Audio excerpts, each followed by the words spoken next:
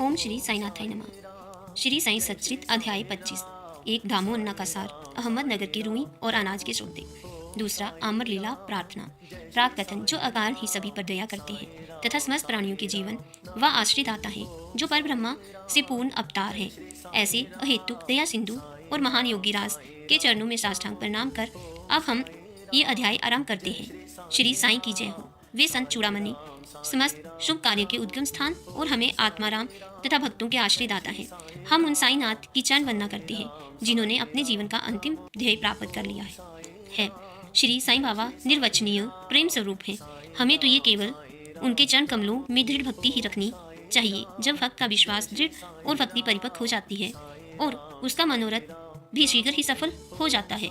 जब हेमार्पण को साईं सच्चरित तथा साईं लीलाओं के रचने की तीव्र उत्कंठा हुई तो बाबा ने तुरंत ही वह पूर्ण कर दी। जब उन्हें स्मृति पत्र इत्यादि रखने की आज्ञा हुई तो हेमार्पण में स्फूर्ति, बुद्धिमत्ता, शक्ति तथा कार्य करने की क्षमता स्वयं ही आ गई। वे कहते हैं कि मैं इस कार्य के सर्वदा अयोग्य होते हुए भी श्री साईं के शुभ आशीर्वाद से इस कठिन कार्य को पूर्ण करने में समर्थ हो सका।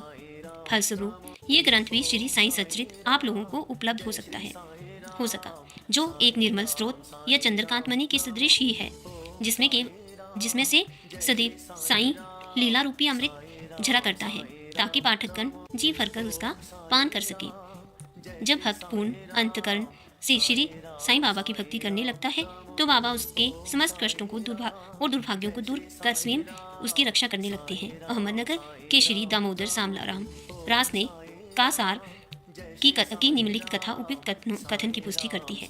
रामोन्ना। पाठकों को स्मरण होगा कि इन महास्य का प्रसंग 6वें अध्याय में शिरडी के रामनवमी उत्सव के प्रसंग में आ चुका है। ये लगभग सन 1897 में शिरडी पधारे, जबकि रामनवमी उत्सव का प्रारंभ हुआ था और उसी समय वे एक जरीदार बढ़िया ध्वज इस अवसर पर भेंट करते तथा वहां एकत्रित गरीब भिक्षुओं को भोजन आदि कराया करते थे। दामू अन्ना के सौदे। रुई का सौदा। दामू अन्ना को बम्बई से उनके एक मित्र ने लिखा कि वह उनके साथ साझेदारी में रुई का सौदा करना चाहते हैं, जिसमें लगभग 2 लाख रुपयों का लाभ होने की आशा थी। सन 1936 में नरसिंह राव को दिए गए एक वक्तव्य में दामू अन्ना ने बतलाया कि रुई के सौदे का यह प्रस्ताव बम्बई के एक दलाल ने उनसे किया था, जो कि साझेदारी से हाथ खींचकर मुझ पर ही सारा भार छोड़ने वाला था। भक्तों के अनुभव भाग 11 पृष्ठ 75 के अनुसार दलाल ने लिखा था कि धंधा अति उत्तम है और हानि की कोई आशंका नहीं। ऐसे स्वर्णिम अवसर को हाथ से न खोना चाहिए। दामू अन्ना के मन में नाना प्रकार के संकल्प विकल्प उठ रहे थे, परंतु स्वयं कोई निर्णय करने का साहस वे ना कर सके। उन्होंने इस विषय में कुछ विचार तो अवश्य कर लिया, परंतु बाबा के भक्त होने के कारण पूर्ण विवरण सहित एक पत्र श्यामा को लिख भेजा, जिसमें बाबा के परामर्श प्राप्त करने की प्रार्थना की। ये पत्र श्यामा को दूसरे दिन ही मिल गया, जिसे दोपहर के समय मस्जिद में जाकर उन्होंने बाबा के समक्ष रख दिया। श्यामा से बाबा ने पत्र के संबंध में पूछताछ की। उत्तर। श्यामा ने कहा कि अहमदनगर के दामू अन्ना का सार आपसे कुछ आज्ञा प्राप्त करने की प्रार्थना कर रहे हैं। बाबा ने पूछा, इस पत्र में क्या लिखा है और उनसे क्या योजना बनाई है। मुझे तो ऐसा प्रतीत होता है कि वह आकाश को छूना चाहता है।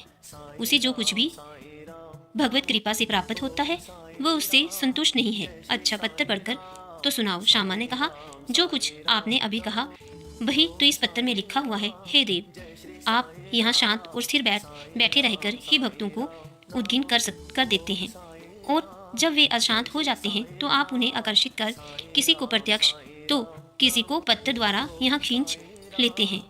जब आपको पत्र का आश्रय विदित ही है तो फिर मुझे पत्र पढ़ने को क्यों विवश कर रहे हैं। बाबा कहने लगे कि श्यामा, तुम तो पत्र पढ़ो, मैं तो ऐसे ही अपशनाब बकता हूँ, मुझ पर कौन विश्वास करता है।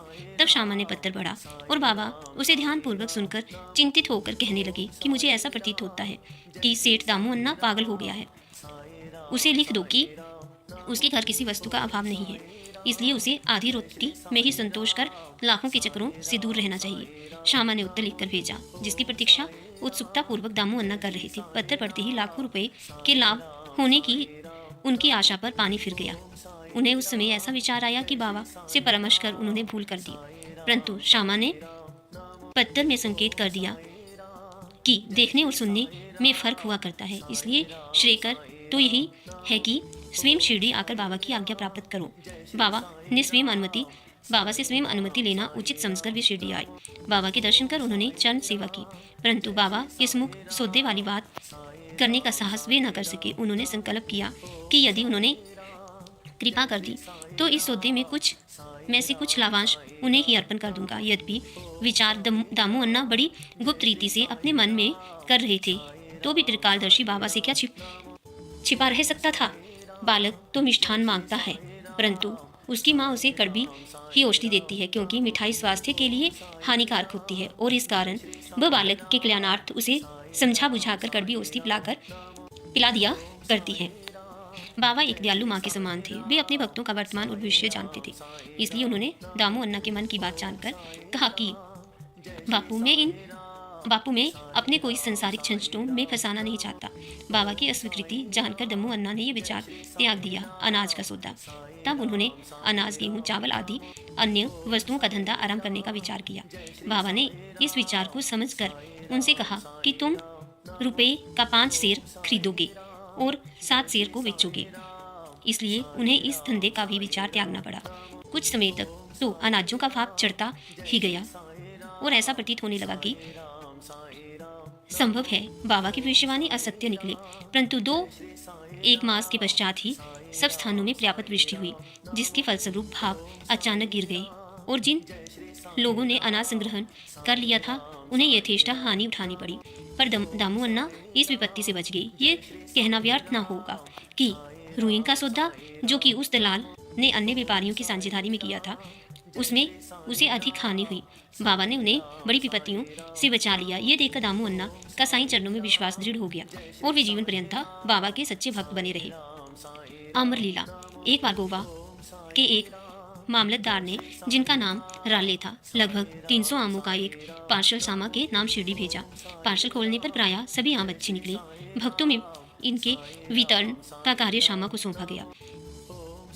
उनमें से बाबा ने 4 आम दामू अन्ना के लिए पृथक निकाल कर रख लिए। दामू अन्ना की 3 स्त्रियां थीं, परंतु अपने दिए हुए वक्तव्य में उन्होंने बतलाया था कि उनकी केवल 2 ही स्त्रियां थीं। वे संतानहीन थे। इस कारण उन्होंने अनेक ज्योतिषियों से इसका समाधान कराया और स्वयं भी ज्योतिष शास्त्र का थोड़ा सा अध्ययन कर ज्ञात कर लिया कि जन्म कुंडली में एक पाप ग्रह में स्थित होने के कारण इस जीवन में उन्हें संतान का मुख देखने का कोई योग नहीं है। परंतु बाबा के प्रति उनकी अटल श्रद्धा थी। पार्सल मिलने के 2 घंटे पश्चात ही वे पूजनार्थ मस्जिद में आए। उन्हें देखकर बाबा कहने लगे कि लोग आमों के लिए चक्कर काट रहे हैं, परंतु यह तो दामू के हैं, जिसके हैं उसे ही खाने और मरने दो। इन शब्दों को सुन दामू अन्ना के हृदय पर वज्राघात सा हुआ। परंतु महालसापाती शिरडी के एक भक्त ने उन्हें समझाया कि इस मृत्यु शब्द का अर्थ अहंकार के विनाश से है और बाबा के चरणों की कृपा से तो वह आशीर्वाद स्वरूप है। तब वे आम खाने को तैयार हो गए। इस पर बाबा ने कहा कि वे तुम न खाओ, उन्हें अपनी छोटी स्त्री को खाने को दो। इन आंबों के प्रभाव से उसे 4 पुत्र और 4 पुत्रियां उत्पन्न होंगी। यह आज्ञा शिरोधार्य कर उन्होंने वे आम ले जाकर अपनी छोटी स्त्री को दिए। धन्य है श्री साईं बाबा की लीला, जिन्होंने भाग्य विधान पलटकर उन्हें संतान सुख दिया। बाबा की स्वेच्छा से दिए वचन सत्य हुए, ज्योतिषियों के नहीं। बाबा के जीवन काल में उनके शब्दों लोगों में अधिक विश्वास और महिमा स्थापित की। परंतु महान आश्चर्य है कि उनके समाधिस्थ होने के उपरांत भी उनका प्रभाव पूर्ववत ही है। बाबा ने कहा कि मुझ पर पूर्ण विश्वास रखो। यद्यपि मैं देह त्याग भी दूंगा, परंतु फिर भी मेरी अस्थियां आशा और विश्वास का संचार करती रहेंगी। केवल मैं ही नहीं, मेरी समाधि भी वार्तालाप करेगी, चलेगी फिरेगी और उन्हें आशा का संदेश पहुंचाती रहेगी। जो अन्य भाव से मेरे शरणागत होंगे, निराश न होना, मैं तुमसे विदा हो जाऊंगा। तुम सदैव मेरी अस्थियों को भक्तों के कल्याणार्थ ही चिंतित पाओगे। यदि मेरा निरंतर स्मरण और मुझ पर दृढ़ विश्वास रखोगे तो तुम्हें अधिक लाभ होगा। प्रार्थना। एक प्रार्थना कर हेमाडपंथ का अध्याय समाप्त करते हैं। हे साईं सदगुरु, भक्तों के कल्पतरु, हमारी आपसे प्रार्थना है कि आपके अभय चरणों की हमें कभी विस्मृति ना हो।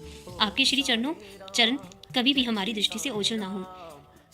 हम इस जन्म मृत्यु के चक्कर से इस संसार में अधिक दुखी हैं। अब दया कर इस चक्कर से हमारा शीघ्र उद्धार कर दो। हमारी इंद्रियां जो विषय पदार्थों की ओर आकर्षित हो रही हैं, उनकी ब्रह्मा प्रवृत्ति से रक्षा कर उन्हें अंतर्मुखी बना दो। हमें आत्मदर्शन के योग्य बना दो। जब तक हमारी इंद्रियों की बहिर्मुखी प्रवृत्ति और चंचल मन पर अंकुश नहीं है, तब तक आत्म साक्षात्कार ही हमें कोई आशा नहीं है। हमारे पुत्र और मित्र कोई भी अंत में हमारे काम न आएंगे। हे साईं, हमारे तो एकमात्र तुम ही हो जो हमें मोक्ष और आनंद प्रदान कराओगे। हे प्रभु, हमारी तर्क वितर्क तथा अन्य कुप्रवृत्तियों को नष्ट कर दो।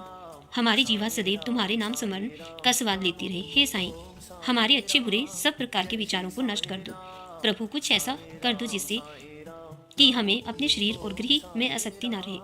हमारा अहंकार सर्वथा निर्मूल हो जाए और हमें एकमात्र तुम्हारे ही नाम की स्मृति बनी रहे तथा शेष विस्मरण सबका विस्मरण हो जाए। हमारे मन की अशांति को दूर कर हमें स्थिर और शांत करो। हे साईं, यदि तुम हमारे अपने हाथ में ले लोगे तो अज्ञान स्वरूपी रात्रि का आवरण शीघ्र दूर हो जाएगा और हम तुम्हारे ज्ञान प्रकाश के सुखपूर्वक विचरण करने लगेंगे। ये तो तुम्हारा लीलामृत पान करने का सौभाग्य हमें प्राप्त हुआ तथा जिसने हमें अखंड निद्रा से जागृत कर दिया। ये तुम्हारी ही कृपा और गत जन्मों के शुभ कर्मों का फल है। विशेष इस संबंध में श्री तामुअन्ना के उपयुक्त कथन को उद्धृत किया जाता है, जो ध्यान देने योग्य है। एक समय में अन्य लोगों सहित बाबा के श्री चरणों के समीप बैठा था तो मेरे मन में 2 प्रश्न उठे। उन्होंने उनका उत्तर इस प्रकार दिया। एक, जो जन समुदाय श्री साईं के दर्शनार्थ शिरडी आता है, क्या उन सभी को लाभ पहुंचता है? इसका उन्होंने उत्तर दिया कि बोर लगे आम वृक्ष की ओर देखो। यदि सभी बोर फल बन जाए तो आमों की गणना भी ना हो सकेगी, परंतु क्या ऐसा होता है? बहुत से बोर झरकर गिर जाते हैं। कुछ फल और बड़े भी तो आंधी के झंकोरों से गिरकर नष्ट हो जाते हैं, तो उनमें से कुछ थोड़े ही शेष रह जाते हैं। दूसरा, कुछ प्रश्न मेरे स्वयं के विषय में था। यदि बाबा ने निर्णय ले लिया तो मैं बिल्कुल ही निराश्रित हो जाऊंगा, तब मेरा क्या होगा? इसका बाबा ने उत्तर दिया कि जब और जहां भी तुम मेरा स्मरण करोगे, मैं तुम्हारे साथ ही रहूंगा। इन वचनों को उन्होंने सन 1918 में पूर्व भी निभाया है और सन 1918 के पश्चात आज भी निभा रहे हैं।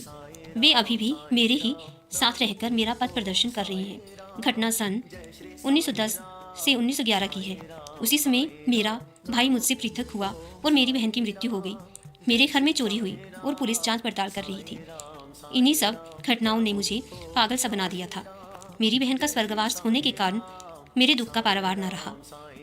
जब मैं बाबा की शरण आया तो उन्होंने अपने मधुर उपदेशों से मुझे सांत्वना देकर अप्पा कुलकर्णी के घर पूर्ण पोली खिलाई तथा मेरे मस्तक पर चंदन लगाया।